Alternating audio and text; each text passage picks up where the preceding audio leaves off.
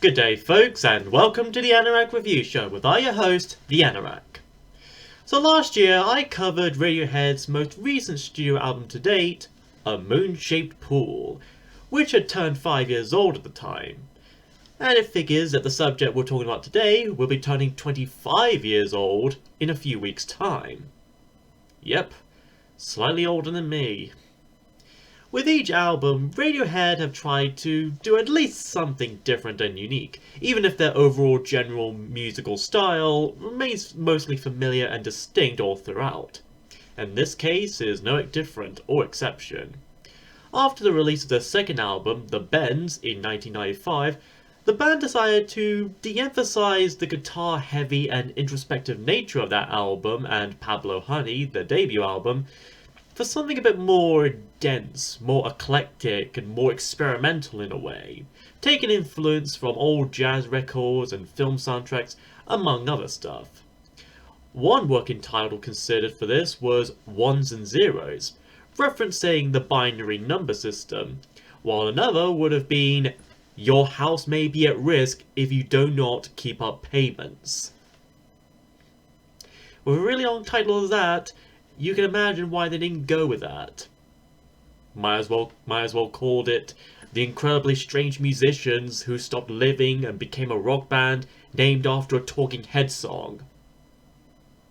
And tried to come up with a shorter and simpler title. Nonetheless, they came up with the title they wanted, and the rest would be history.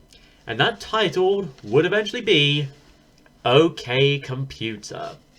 The phrase itself was taken from a little line of dialogue from Douglas Adams' radio series, The Hitchhiker's Guide to the Galaxy. Listening to the series during their tours, Radiohead's lead singer, Tom York, spotted that little bit of dialogue and somehow grew attached to it, seeing it as a phrase of the future, embracing and being terrified of it at the same time. A feeling of humanity's growing conformity and dependence on technology. It's funny how a simple phrase like that could mean so much, not only to him, but eventually to so many people after this album.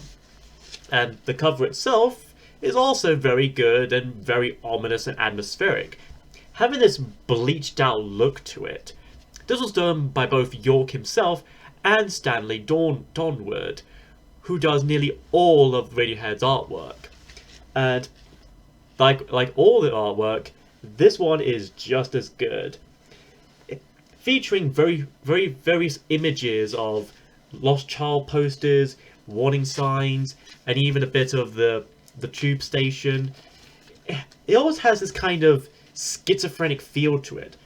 Like all this was kind of done by some kind of paranoid person or something, which is kind of a motif for the album. The inner sleeves also show various scribbles and crudely drawn and written bits of stuff, probably done by York himself.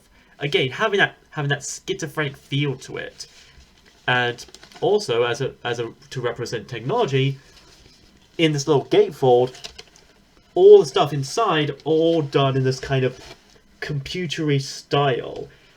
As if, in a way, humans are becoming like machines. Within the schizophrenicness, our conformity is somehow turning us into mechanical creatures, which can be a terrifying thought to many people. And all in all, great cover for a great album. But is the music itself really that great, and does it still hold up? Well, let's dig and jump into this album and see if it still holds up after nearly 25 years.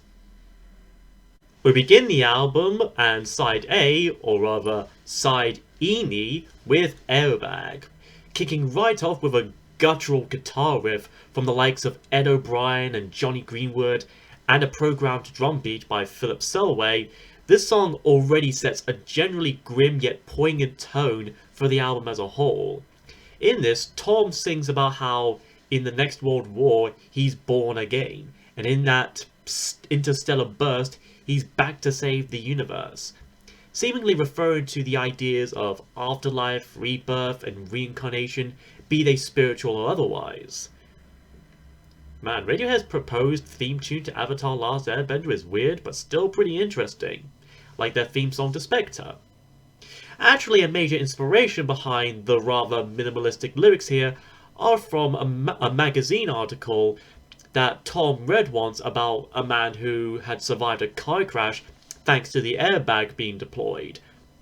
This was made explicit in the verse, "In a fast German car, I'm amazed that I survived. An airbag saved my life." And by the last minute of the track, the music starts to distort with these record scratching sounds, like we're suddenly turning into a hip-hop song or something. With this track, its music and lyrics, the band seem to paint this little narrative story of about an individual who recalls this particular car crash, believing that their old life had died and is now born again, beginning a new life therefore, and a new journey that would go along with this album, showing how precious and fragile life it is. All in all, a great opening to a great album. Next is Paranoid Android, the first single of OK Computer. This was named after the character of Marvin the Paranoid Android from The Hitchhiker's Guide to the Galaxy, another clear reference to said series. Radiohead must be quite the group of sci-fi nerds. Almost as nerdy as a guy reviewing them. Anyways, at 6.5 minutes, the song consists of various sections, not unlike Queen's Bohemian Rhapsody, which Radiohead may have likely taken some influence from with this. In the first section, Tom sings in mostly his distinct falsetto over an acoustic guitar, asking if we could please stop the noise, for he's trying to get some rest. Which or may not sum up my parents' feelings whenever I recall these things late at night. He then says that when he's king, we'll be first against the wall, with our opinions which are of no consequence at all. This could mean how, if he gains power somehow, or at least a high-ranking role in authority, he'd be able to get back at those who had wronged him in the past, wishing to make them pay in his fantasy of power and revenge. Then about 2 minutes in, we enter the second section, where the tempo stays the same, but the rhythm changes significantly. Tom says how ambition can make you look pretty ugly, a noticeable contradiction between those words of pretty and ugly, whether it be an ambition to be a model, an actor, or just a celebrity in general. Handsome, good-looking, attractive, yet possibly empty inside, full of fake artificial makeup, all unnatural and everything. Or maybe it could be that doing anything remotely ambitious like labor and hard work can very easily wear you out, leaving you figuratively ugly and dirted, and maybe even literally as well.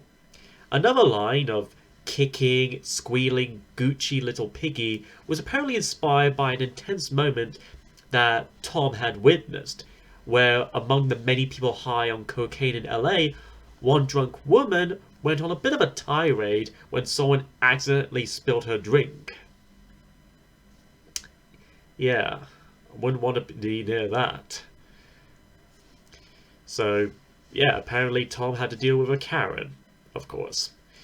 And then we get a distorted yet hardcore guitar solo from Johnny, which seems to sum up that kind of rage that could just spark from a person.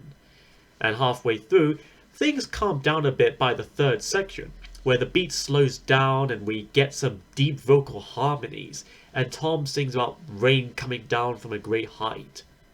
And then the song ends with its fourth and last section literally at the last minute, where we reprise the second section, this time even more haywire, before the song just halts altogether, as if we're relapsing into madness and we're stuck in this vicious cycle. We go from manic depression to just straight up manic.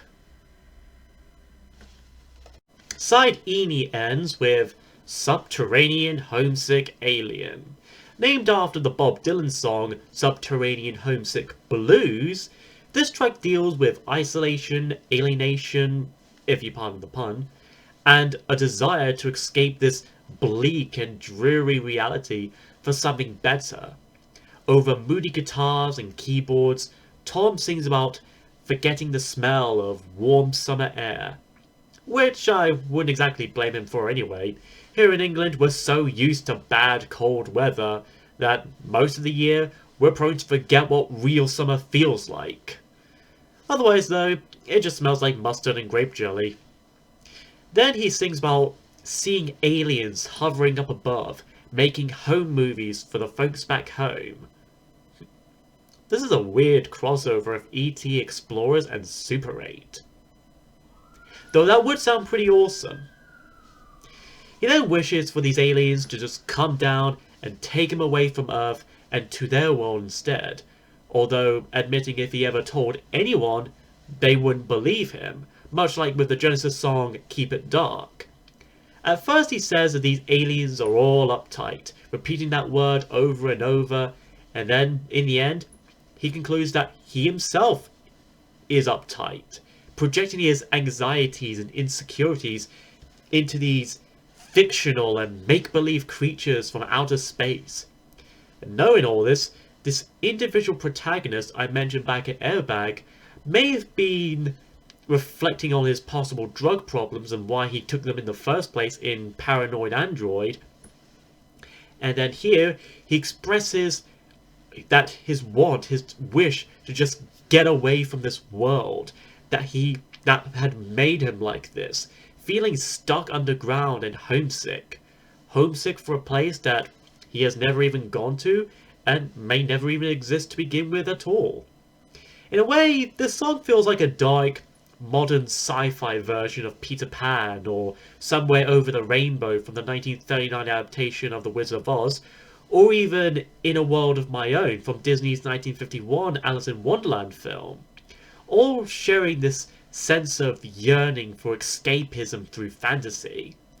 While the band themselves openly didn't intend this to be a concept album, at least in the traditional sense, there are at least some reoccurring themes throughout the songs here for a good chunk of the album.